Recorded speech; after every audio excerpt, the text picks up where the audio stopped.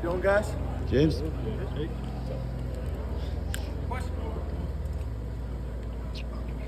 we saw Nick back at practice today. How confident are you that he can be able to play on Yeah, confident he'll be ready to go. But as you guys know, medical decisions are out of my league. But we're confident he'll be ready to go. James, can you discuss Nick's development as a receiver this year, and how has that maybe helped him when he hasn't been quite 100%, still make an impact out there on the field? Yeah, I think it's been important for us to get Nick involved in the passing game in maybe the non-traditional running back routes in other ways that makes it more difficult to defend. Allows him, I think it's going to help him long term in his career as well. Just the more things he's able to do and the more comfortable he is doing them.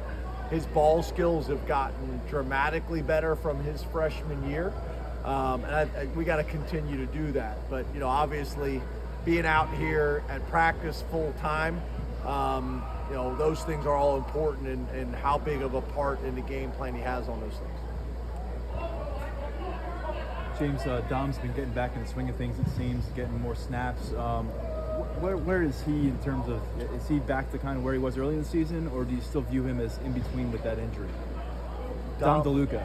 His snap counts have really gone up of late. They had dipped for about a month there since he got back from the injury. So this isn't a big secret, but he had a cast on his hand early on where I think he only had maybe his thumb exposed, and it's hard to be the type of special teams player he is with not having a hand, and then obviously defensively you're not able to wrap with that hand. So as that hand healed and he got more fingers available to him and got more comfortable, then he has more confidence and we have more confidence in him being able to do the things he did before the injury. So he's back to full go now, and that's why you see his rep count increasing.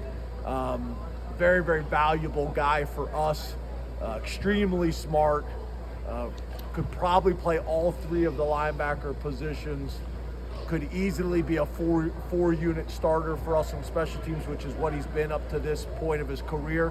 But with the value that he provides at linebacker and a little bit of the lack of depth that we're trying to create there, we started to limit some of his role on special teams because of that. James, you endorsed Tyler for the Paul Hornung Award after the Washington game. That's an award that Saquon won in 2017. Obviously, those two are different in a lot of ways as players, but what are some similarities that they share that made him a worthy recipient in 2017 and make Tyler worthy now? I think the number one thing is they're both selfless, great teammates.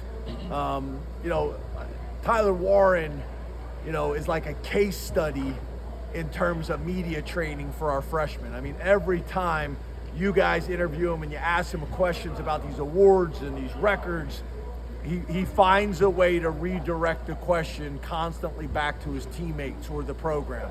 And Saquon was the same way, just great teammates, which to me is the best compliment that you can get. And then obviously when they have opportunities to impact the game, both of them have done that on a very, very significant level. So, I'm a huge fan. I'm a huge fan of him, his family. He's been that way from the very beginning. And I don't know if I mentioned this to you guys or not. I may have, and if I did, I apologize for repeating myself. But we do these team shares. And he got up and did a share a few weeks ago. And I thought it was really valuable because one of the things he got up and said as a true freshman, he didn't know if he'd ever play here. And for our freshmen and some sophomores to be sitting in that room and they're questioning the same thing, and you're hearing Tyler Warren say that, you're like, wow, you'd never think Tyler Warren felt that way based on how he is playing right now. So I just think it's a really good example, as everybody's journey is different, everybody's race is different. They all develop at different kind of stages and speeds. But he's been phenomenal, and right now obviously he's playing. To me, it's not even a question that he's the best tight end in college football.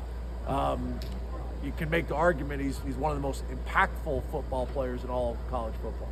James, you talked at length about the job Terry's done with your young quarterbacks this year, but at the running back spot, Jaywan has worked through a couple of injuries to Cam and Nick, and also trying to, seesaw those two freshmen. So what do you think he's done behind the scenes? How has he handled that so far this year?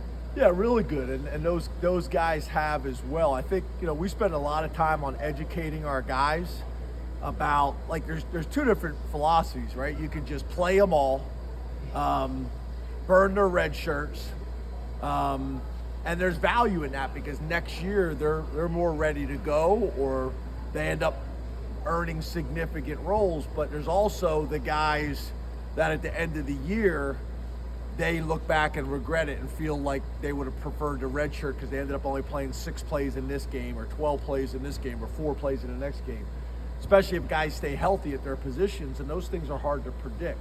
So I think we do a good job of explaining all this to the guys on the front end, so I think they understand that. We meet with them at least once a week. And Quentin was a guy that we felt like was going to have a chance, and had a bunch of heated discussions on the offensive side of the ball about should we play him or not, right? And if you play him early and then you have an injury, then it makes sense. But if you stay healthy, then you're into the same issue, the same problem. And what was great is Quentin kind of being ready early on gave Corey some time to get ready. So then when Quentin got banged up, then we were able to go with Corey, and now Corey's at a much different point right now than he was during training camp.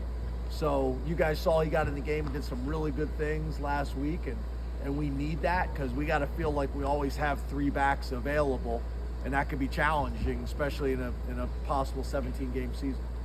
James, what are the things you want your team to improve on in the final 3 weeks? Where are the things that you feel like there's still room for development before whatever happens? Yeah, I think the first thing is 4 quarters, being able to really put 4 quarters. We started out early in the year playing really good in the second half. Last week we played as good of a first half as I think we've played. We got to put it together for 4 quarters and be able to have a kind of a killer mindset, like, keep your foot on the pedal for 4 quarters. I think the other thing is the passing game. We got to be able to consistently throw the ball and make plays and get open no matter who we play. And I would say also the consistency in the running game as well. Defensively, I would say making sure that we're not doing anything, and I think we did this last week, that we're not doing anything to make it easier on the offense in terms of giving them a free 5 yards, jumping off sides, something after the whistle, things like that, because when we don't, we make it very difficult on people, in terms of earning yardage and earning first downs down the field.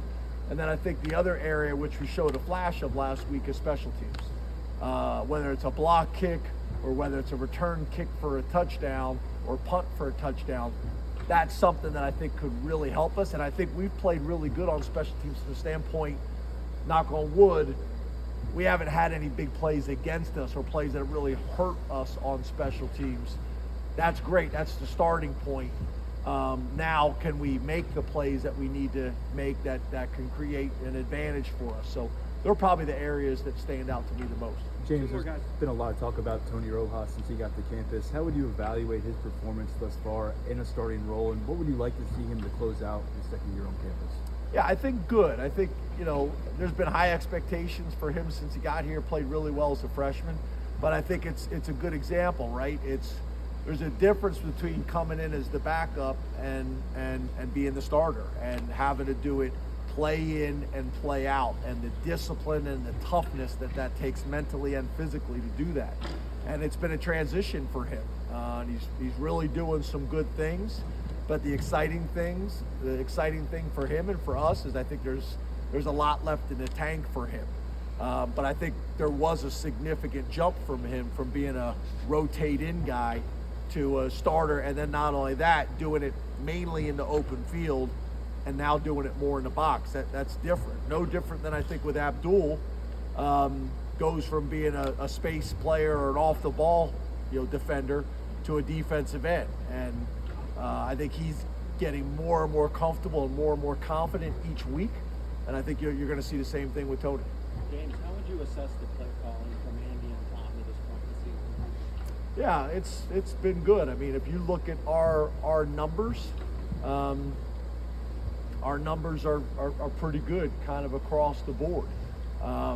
There's some areas that we can improve, and we study those things, strengths and weaknesses all the time, and try to tweak some things to help. But, you know, obviously, like we have talked about a lot, we've done that fairly consistently. We're judged on games, you know, on specific games and specific opponents. So overall, very good.